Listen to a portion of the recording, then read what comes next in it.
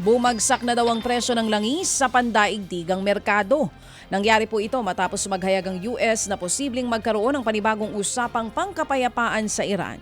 Bumaba nga po ng halos 8% ang presyo ng US crude habang mahigit 4% naman ang ibinaba ng Brent oil.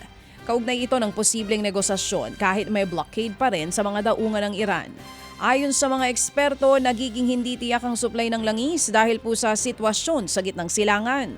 Inaasahan na bababa ang demand sa langis habang patuloy na tumataas ang presyo ng krudo.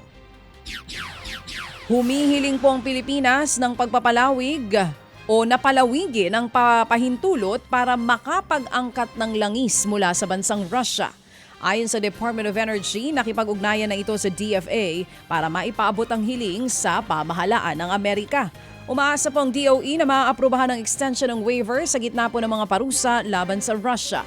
Pero nilinaw ng ahensya na may iba pang pinagkukuhanan ng langis kung hindi ito mapapayagan ng Amerika.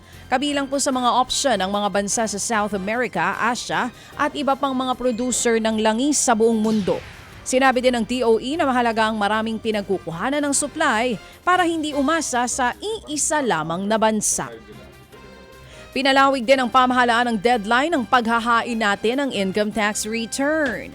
Inilipat po ito sa April 15 hanggang sa May 15. Bakit naman ngayon nyo lang sinabi?